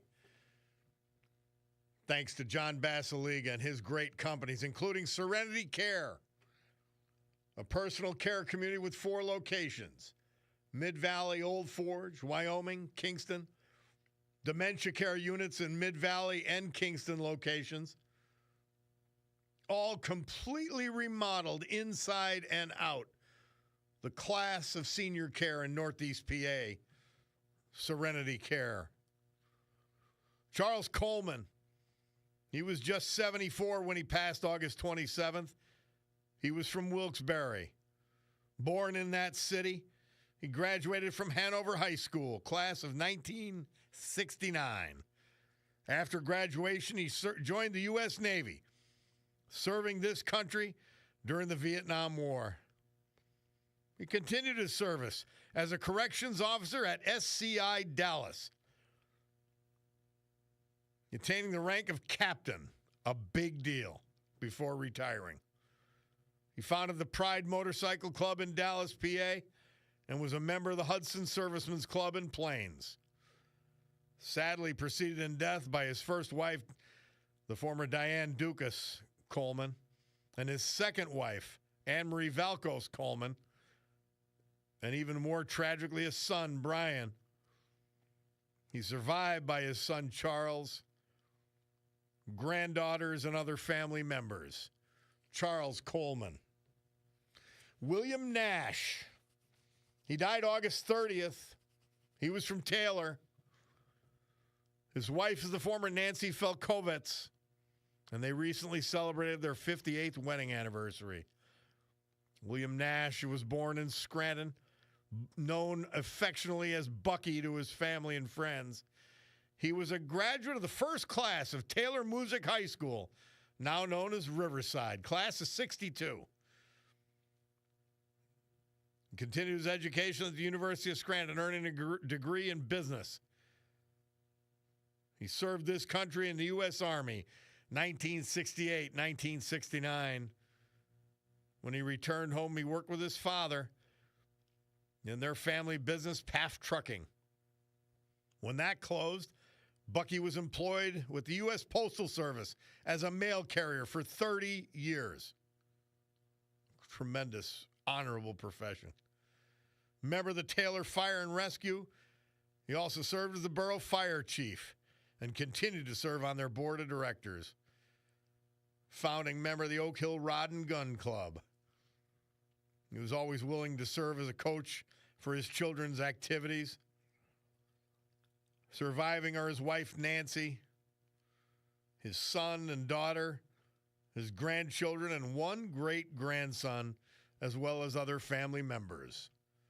William Nash, our great veterans, brought to you by Serenity Care, the class personal care community in Northeast Pennsylvania.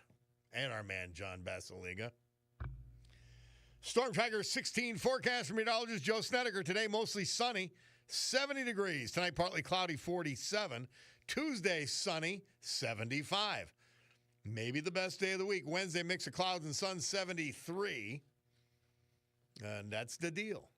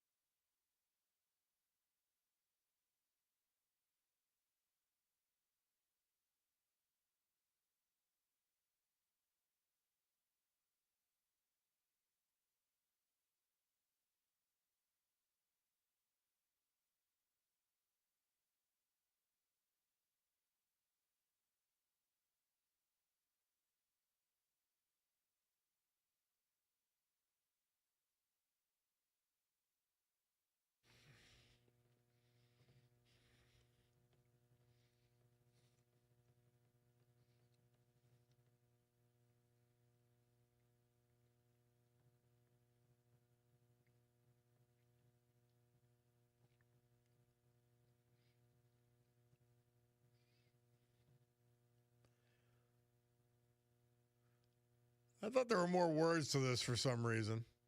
Marvin Gaye, number one hit this date, 1973, Murph says. Let's get it on. Well, Murph got it on last night at the Bucktown Music Fest. He sang with Picture Perfect.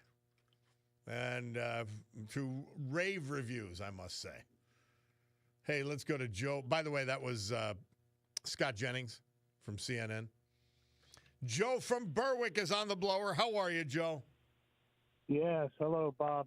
Hey, just real quick, by the way, I think of you every day because you sent me that great stone in front of the Bloomsburg Legion, and I thank you for that. Yeah, and I hear you say it too. I appreciate that. I add a little bit to it, but I love it. No, I good, Bob. You know, I just want to comment real quick about Luciano's remarks. I'm not sure I necessarily disagree with him, but I think they need some clarity. You know, I work in this business. That's what I'm doing right now. I'm up on a lift as we talk. I stopped it so I could talk to you. Here's the thing about the whole construction business. There's some real serious problems, and it's a problem that's been being ignored for years when it comes to American workers. Is that number one, there are a whole bunch of them who simply will not work. Mm-hmm. And so many people will tell you this, and people in construction will especially tell you, I can't find Americans to work. Now, part of it is a work ethic thing. Maybe some of it is pay, but I think a big thing, too, that you kind of hit on is benefits, because benefits have really gone downhill for everyone. Yeah. And the idea of, you know, getting a good job with good benefits, they can't afford it. These small-time owners of construction companies, they can't afford what it pays to get good benefits for their employees. And on top of not finding a lot of good American prospects, you know, like that goofball we won't mention by name, but who just did that horrible shooting.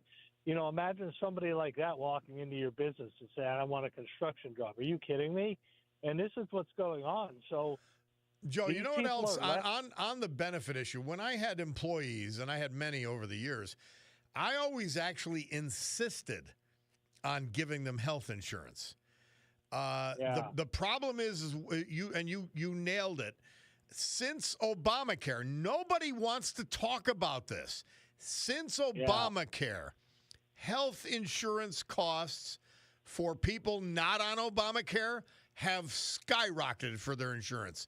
That's number one. Number two, the deductibles, meaning the part you need to pay out of your own pocket. I've got a $5,000 deductible. It's insane, and it's because of Obamacare. Obamacare has been an abject failure, and nobody's facing that reality. No, you're right, and they're not. And so, as you know, what I was saying is the reality is the only people they have to rely on, really, that they can find a good, steady workforce are people from South and Central America. And that's being messed with, too, because, for instance, Trump just had a tiff with somebody from one country where they wouldn't accept their illegals back.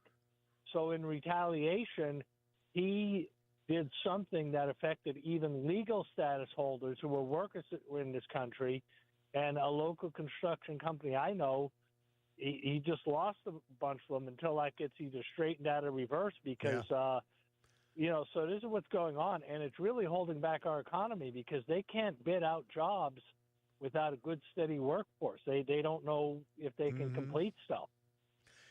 And sadly, just like the tariffs, it is something that needs to be done. But it's going to have some adverse consequences certainly in the beginning of the process. Tough stuff. You do things wrong for so long, you start to think it's right. Well, it's true, but they do need a good, solid path of legal immigration for without workers. Doubt. And that's so important. We need the immigrants to revitalize society. You've watched and worked with, and I've watched. I haven't worked with them. People that I assume are illegal immigrants, and they work so hard. They work so steadily. They're so reliable. And it's like, well, why don't you start doing the process? We had a guy from every account up in the North Pocono area here, up above north of us in Lackawanna County, who owned like 2 or 3 restaurants. And he got deported because for some reason he decided not to do anything about his immigration status. And now he's out of the country. Yeah, it's really a mess. A lot needs to be straightened out besides just getting the criminals out. But speaking of work, Bob, before the boss comes out and asks why the machine's not running, I better get back to work. All right, man. Joe, thank you. All right. Always a pleasure. Thank you. Yeah. Navy guy texting, my deductible is $500 with an out-of-pocket max of $1,250. TRICARE is good. That's what he calls it. Yeah, well, mine's not so good.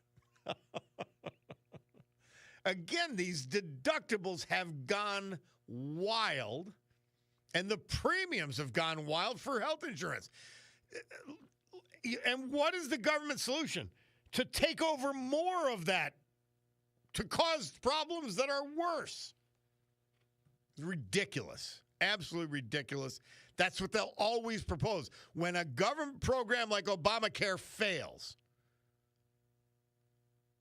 when it fails, when it costs way more than ever anticipated, when it has unintended consequences, one of you texted in, there are no unintended consequences. And in this case, I think you're right. The intended consequence of Obamacare was to make private health insurance so expensive that everybody went with the government, which is their goal. Everybody was forced to go with the government. That's their goal. And it's a disgrace. Unbelievable. All right. We've got to take a break. I got sent this something from my man Gene Fisher. And he says it's an article, 1939 English song, They'll Always Be in England, turned out to be mistaken. Both British political parties have concluded that ethnic British rule is self-rule is racist. The Conservative Party chose an Indian prime minister. The Labour Party chose a Muslim home secretary. The leader in waiting of the Conservative Party is an African woman. The mayor of London is Muslim.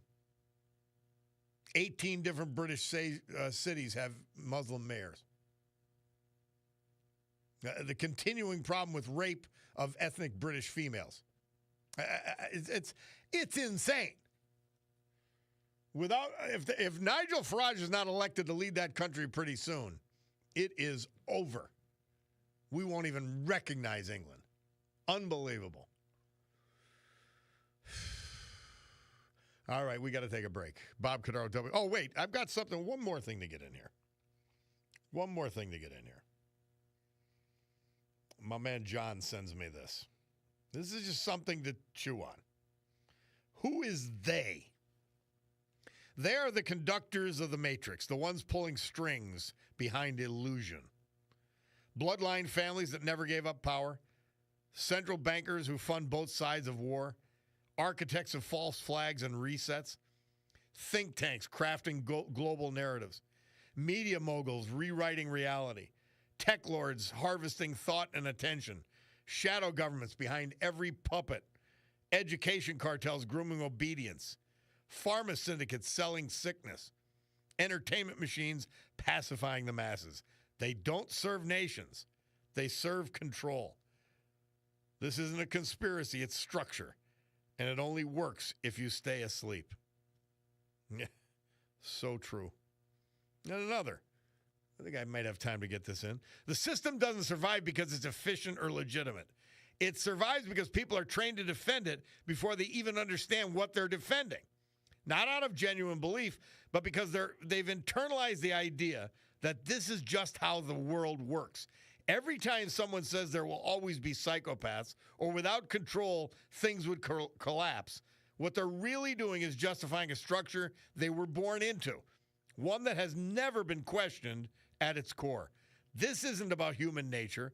It's about a parasite that convinces you to protect it by convincing you that it's inevitable. People mistake fear for realism and obedience for pragmatism. The system isn't upheld by violence alone. It's upheld by narratives that frame resistance as naive and compliance as wisdom. That's why nothing changes. Not because no one sees the problem, but because most people are already trained to neutralize any attempt to dismantle it before it even begins. We need these guys. We need the Trump administration. We need RFK. We've got to overturn this system. We'll be back.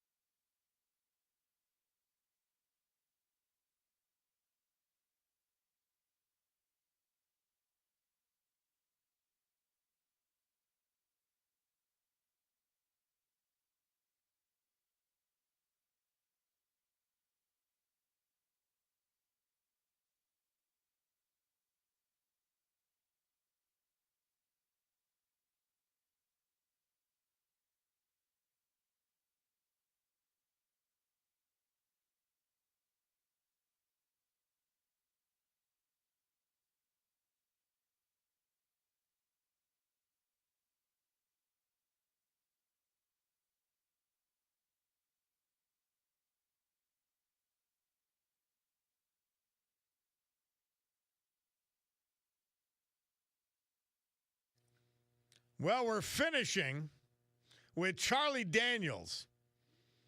He was number 6 this date, 1979. I remember I love this song. Devil Went Down to Georgia.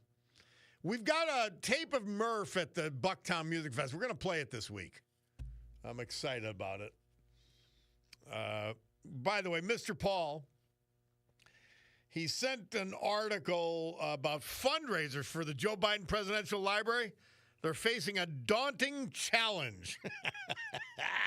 Who wants to give money for that crook? Dear God. And he sent me a picture of, one of those neighborhood borrow a book, leave a book deals. And Mr. Paul says Hank's Hoagies is the closest Biden will get to a presidential library while he's alive. Dear God, let's hope so. Hank's got good hoagies, though.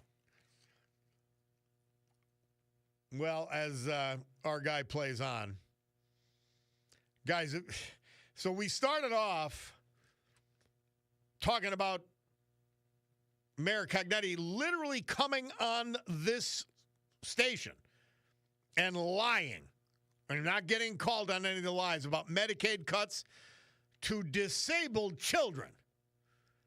The program that was enacted in the big mediocre bill is not even in place yet. Not till 2026. So she's lying. And it doesn't affect anyone with dependent children. So she's lying. And then she talked about her bipartisan program. There are no Republicans in Scranton City government. You can't be bipartisan, period. And then trying to pretend that she just decided to run for Congress when she already started staffing for it last year. Wow. Frightening. And people voting for mayor in my fellow Scrantonians, you can't be lied to like this and let somebody get away with it. You just can't. Oh, Lordy. Well, my Picardo Jewelers watch. And by the way, great jewelry store, great family. Been around for a long time, 3rd generation, all working together.